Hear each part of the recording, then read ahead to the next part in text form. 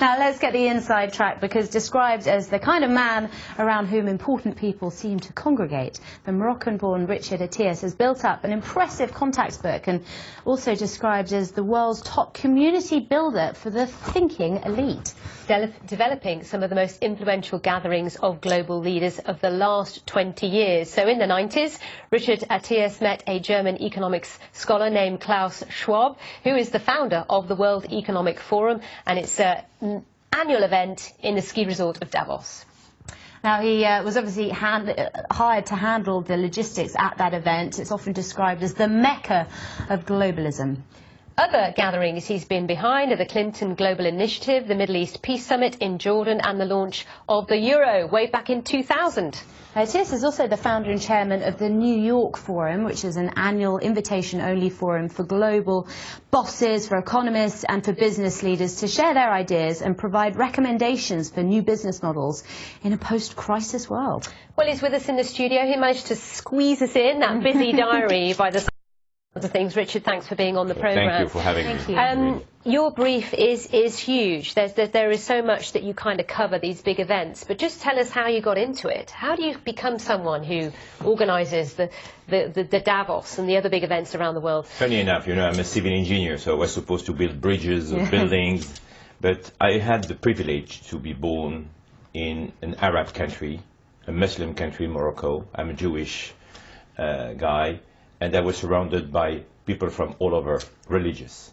It's important to talk about that today because we were living for years in peace. So I'm someone who really believes on tolerance, on dialogues, and at the end of the day I consider that to probably solve the main issues that the world was facing is to put people together.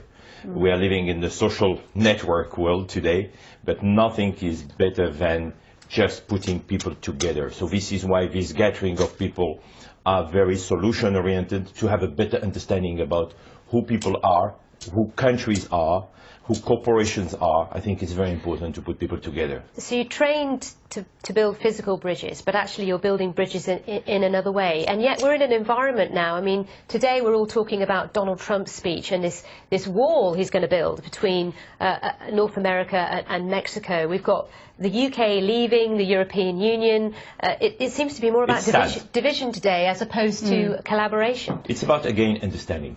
You know, there is a Chinese proverb which saying that unfortunately too many people are building more walls than bridges. It's absolutely right. And today, this is why these conferences are very important. This is why we're trying to explain to people who are these countries, who are the people. You started with the British Airways flights now going to Iran. I think it makes a lot of sense at the end of the day, because, you know, there is one thing which is a political aspect of Iran, but there is another side, which are the people of Iran. And we should not, you know, even in Africa, same stories. You have a lot of countries who are not, I would say, politically correct or democracy seen with our eyes. But the people in this country, when we know them, they are very, very open to really start a relationship with Western countries. They want to take the best from us, I would say. This is why it's important to not isolate countries. This is why it's important to brand countries, and to brand countries with what they have to propose, their assets, their people.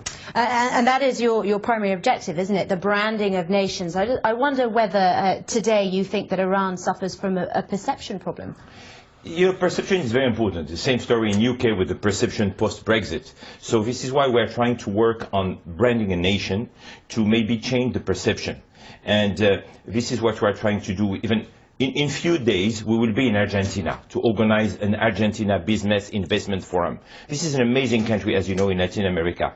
But the perception is, which is sometimes a right perception, very corrupted country, not easy, I would say, rule of laws, not easy to do business with. So we will try to change this perception by presenting Argentina as it will be today and it will be in the future with the new leadership of President Macri. Richard, it's been great to have you on the programme. I wish we could talk for longer, but time is not on our side today. Next time, we'll see you again. Thank you so much. That is it from Business Live today. Plenty more tomorrow. See you soon.